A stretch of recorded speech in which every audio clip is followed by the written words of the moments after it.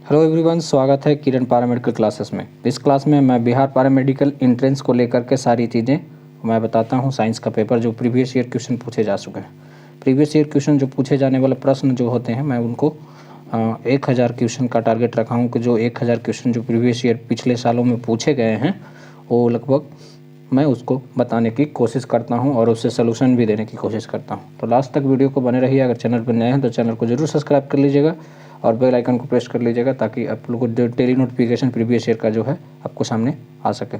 चलिए हम पहले प्रश्न को बढ़ते हैं। पहला प्रश्न आपके सामने क्या है मैं देखता हूँ। चलिए ठीक है, देखिए पहला प्रश्न आपको सामने दिख रहा होगा कि निम्नलिखित में से जो दिख रहा है आपको ऑप्शन, पहला प्रश्न है निम्नलिखित में से कौन सा स्कर्वी रोग का उपयोगी है। आम है, पपीता है, ब्रोकली है, बेरी बेरी है। कौन है जिसमें स्कर्वी रोग का सबसे अच्छा उपयोगी है। तो सब सारे चीज़ों में विटामिन जो है, मतलब कि सी जो है, स्कर्वी रोग किसके कारण होता है, विटामिन सी के कारण, माने एब्सेंस ऑफ विटामिन सी के कारण होता है। इसे अस्कॉर्बिक एसिड के नाम से भी जाना जाता है। अस्कॉर्बिक एसिड ना, अस्कॉर्बिक एसिड के नाम से भी जाना जाता है। जैसे कि हम लोग जानते हैं कि विटामिन सी के कमी से हम लोग होता है। तो विटामिन सी प्रेजेंट होता है किस किस चीज़ों में, तो विटामिन सी प्रेजेंट होता है ब्रोकली में, टमाटोज़ में और अंदर नींबू में। ये सब सारी चीज़ों जो है वो उसमें प्रेजेंट होते हैं। लेकिन सबसे ज़्यादा उपयोगी कौन है, तो सबसे ज़्यादा उपयोगी है क्या है, ब्रोकली, यानी सी नंबर ऑप्शन सबसे ज़्यादा अच्छा है। ठीक है, पपीता में कौन सा विटामिन है, तो ये है ए विटामिन। अगर आम में कच्चा हो तो विटामिन सी भी प्रेजेंट होता है। अगर आम पका हुआ हो और मीठा हो तो उसमें विटामिन सी और अदर विटामिन भी पाए जाते हैं। चलिए बेरी बेरी अलग होता है। चलिए हम आगे चलते हैं। इसमें मानव शरीर में वह हार्मोन जो रक्त को स्रावित होता है, रक्त स्रावित होता है और उसे हर मतलब कि धड़कन की को नियंत्रित करता है। जब वो स्रावित होता है वो हार्मोन, तो मानव की जो धड़कन होती है और हार्ट रेट को वो क्या करता है, धड़कन को नियंत्रित करता है। कौन सा हार्मोन स्रावित होता है, तो इंसुलिन हार्मोन स्रावित होने से क्या होता है, चीनी और डायबिटीज रोग की खतरा कम होता है। टेस्टोस्टेरोन एक और हार्मोन है, जिसे रिप्रोडक्टिव सिस्टम में किया जाता है। एड्रेनाइल एक हार्मोन है जिसे हम शरीर के रक्त में स्रावित होता है। वो ये क्या होता है, एड्रेनल ग्रंथि से सिक्रेट होता है। एड्रेनल ग्रंथि से जैसे ही मनुष्य डरा हुआ हो और मेंटली डिस्टर्ब हो तो क्या होता है, एड्रेनल ग्रंथि अपना हार्मोन स्रावित कर देता है और एड्रेनाइल जो है धड़कन को कंट्रोल करने की कोशिश। अचानक किसी व्यक्ति को देखे होंगे कि धा से करते हैं तो क्या होता है, डर जाता है।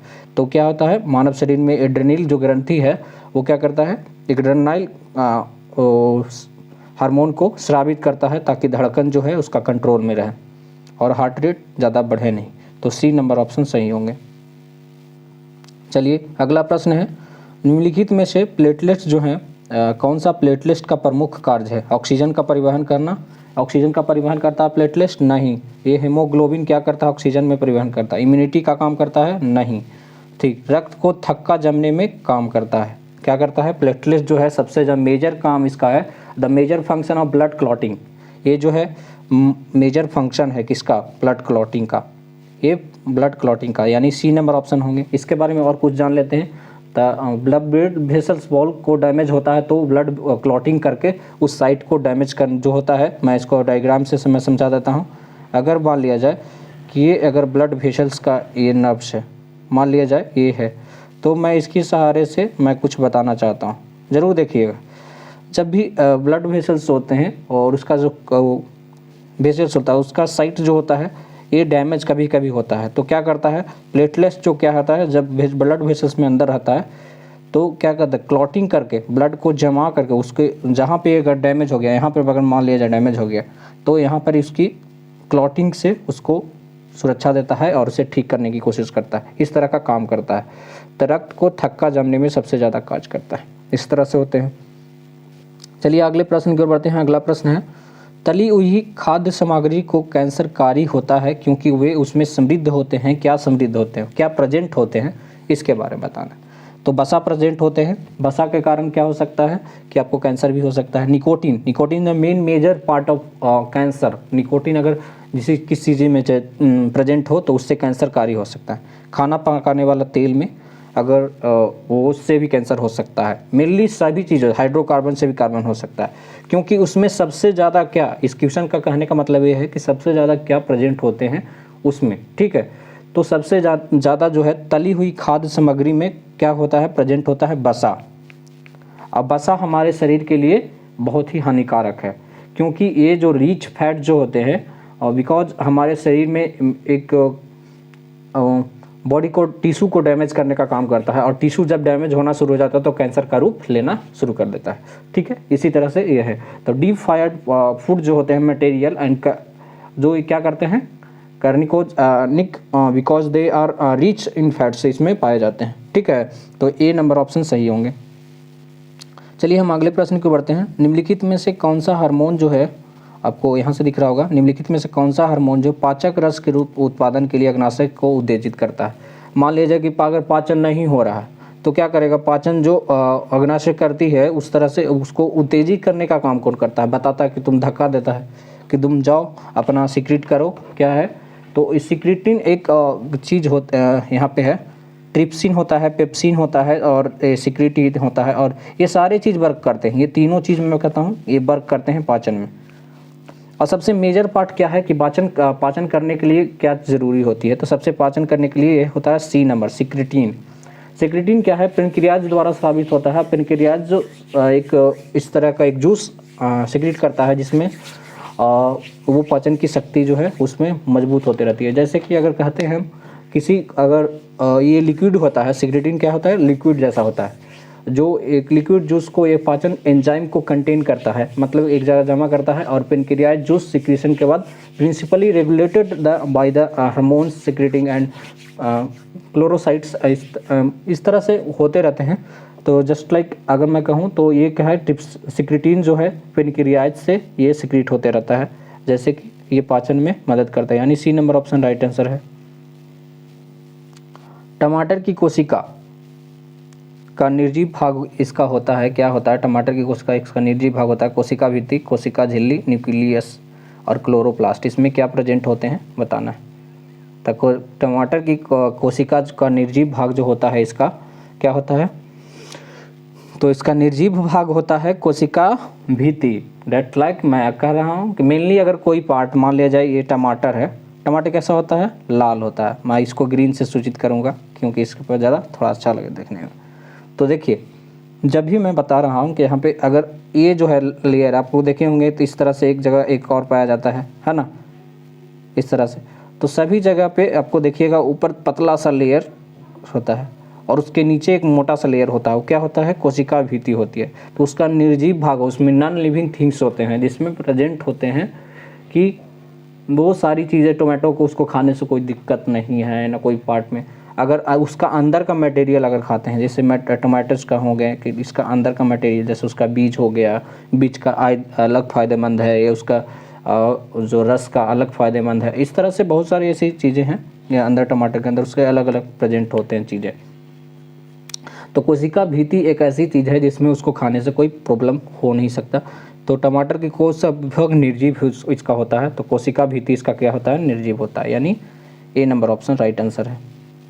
अब चलिए 7वां नंबर प्रश्न में है। 7वां नंबर क्या है, 7वां नंबर कह रहा है कि खाली स्थान क्लोरोफिल नहीं होता है। कवक में क्लोरोफिल नहीं होता है, ये राइट आंसर है। शैवाल में क्लोरोफिल होते हैं, लाइकेन में होते हैं, इनमें से कोई नहीं।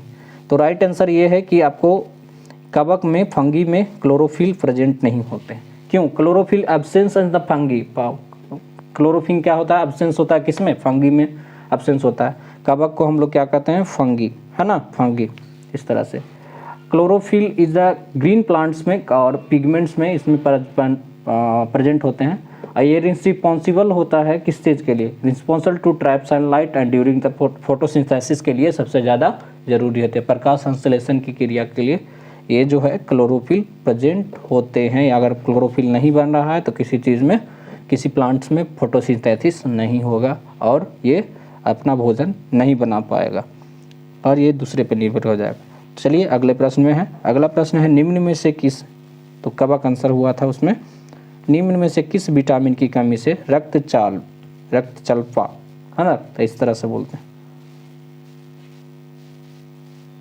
रक्तचाप एनीमिया होता है विटामिन के कारण, विटामिन B6 के कारण, विटामिन ई के कारण, विटामिन B12 के कारण। इसमें किसके कारण होता है, इसमें ऑप्शन आपको देना है।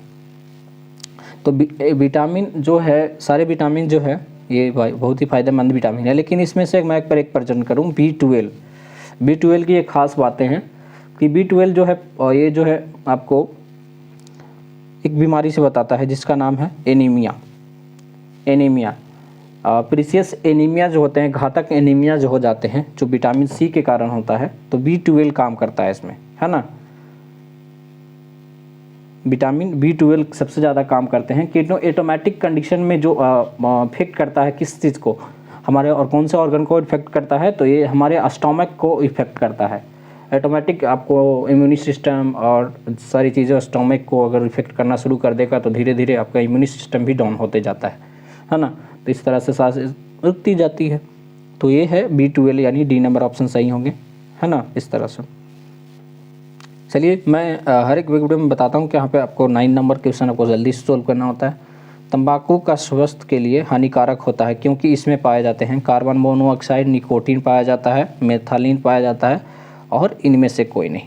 तंबाकू में क्या क्या पाए जाते हैं, तंबाकू में कार्बन मोनोऑक्साइड पाया जाता है, तंबाकू में निकोटीन भी पाए जाते हैं, मेलाथीन नहीं, ये नहीं मुझे नहीं पता, लेकिन ये नहीं पाया जाता है। लेकिन कार्बन डाइऑक्साइड मोनोऑक्साइड हानिकारक, स्वास्थ्य के लिए कौन हानिकारक होता है, निकोटीन तो ले सकता है, मेथालीन भी ले सकते हैं, लेकिन सबसे ज़्यादा हानिकारक अगर है तो कार्बन मोनोऑक्साइड है, क्योंकि शरीर में सबसे ज़्यादा के बाद ये सबसे हार्मफुल होता है ये, ठीक है। तो ये हार्ट कैंसर वगैरह, जो लंग्स कैंसर, सारी चीज़ें का रूप धारण करना शुरू करता था। जो बाबू सिगरेट पीता है उसको तो एकदम ये कार्बन मोनोऑक्साइड तो वो लेता ही लेता है, डायरेक्टली लेता है, और बोलता है कि नाक से धुआं निकाले, आँख से धुआं निकाले, कान से धुआं निकाले। तो इस तरह से चीज़ें जो है ये नंबर जो ऑप्शन है उसके लिए घातक साबित हो सकता है। तो मैं बोलता हूँ डोंट स्मोक, इस तरह से। Thank you. चलिए आगे चलते हैं। और चावल के पानी में अगर आयोडीन की कुछ बूंदें मिलाने से रंग उसका नीला काला हो जाता है, किस तरह से, क्यों हो जाता है। तो राइस, अगर मान लें छोटे छोटे राइस के टुकड़े हैं, अगर उसमें क्या होता है, आयोडीन की कुछ बूंदें हम उस पर गिराते हैं तो क्या हो जाता है, चावल के बूंदे का कलर जो है आपको नीला काला हो जाता है। क्यों हो जाता है इस तरह से चीज़ें तो होती है। तो उसमें स्टार्च पाए जाते हैं, ये किस चीज़ का प्रेजेंस को बताता है, क्या रिएक्शन का, स्टार्च पाए जाते हैं, वसा पाया जाता है, ऑप्शन तीसरा नंबर ऑप्शन क्या है, प्रोटीन पाए जाते हैं, और इनमें से कोई नहीं। तो ये प्रोटीन, अब ये जो चीज़ें बता रही है प्रोटीन और इनमें से कोई जो है चीज़ें, आपको पहला तक क्या था, वसा पाया जाता है और स्टार्च पाया जाता है, ये दो ऑप्शन को बताया है। स्टार्च पाया जाता है। दो चीज़ें हैं कि ये क्या करता है, अगर चावल की बूंदे पर अगर आप डालते हैं किस चीज़ का, आयोडीन की कुछ बूंदे डालते हैं, चावल के टुकड़े पर कोई आयोडीन की बूंदे डालते हैं, नीला काला हो जाता है। तो ये क्या करता है, प्रेजेंस ऑफ क्या करता है, स्टार्च को बताता है, स्टार्च यही करता है। चलिए मैं आगे बताता हूँ कि इस तरह से जो राइस होते हैं, मान लिया जाए ये राइस हो गए, तो राइस का the rice water turns blue black on addition of the few drops of iodine and secretly that indicates the presence of starch, माने स्टार्च के प्रेजेंस को बताता है कि इसमें स्टार्च पाए जाते हैं। अब बोलेगा कि चावल के टुकड़ों में, पका हुआ चावल के टुकड़ों में या चावल के टुकड़ों में स्टार्च है कि नहीं है, तो अगर चेक करने के लिए आयोडीन की कुछ बूंदें उस पर गिराया जाए तो उसका रंग जो है नीला काला पड़ जाएगा, इसी तरह से, ठीक है, नीला काला पड़ जाएगा। नीला काला पड़ने के कारण क्या होता है, आपको इस तरह से वो दिक्कत होने लगती है। चलिए यहाँ से राइट आंसर ये है, क्या है, ए। चलिए हम आप बताते हैं, अगर पीडीएफ डाउनलोड करना है तो इस तरह के क्लासरूम में जुड़ना होगा, जैसे कि आप लोग यहाँ पे देख रहे होंगे इस तरह से। अगर पीडीएफ डाउनलोड करना, डिस्क्रिप्शन बॉक्स में जाएँ, डिस्क्रिप्शन बॉक्स में आपको लिंक दिया हुआ है, डिस्क्रिप्शन बॉक्स से लिंक डाउनलोड कर सकते हैं। किसी तरह की समस्या की ज़रूरत हो और समाधान चाहते हैं तो पढ़ाई से रिलेटेड जो पैरामेडिकल से एंट्रेंस से है, तो आप इस नंबर पर कॉल कर सकते हैं। Thank you very much. आज के लिए इतना ही, मिलते हैं नेक्स्ट वीडियो में, तब तक के लिए धन्यवाद। आपका दिन शुभ हो।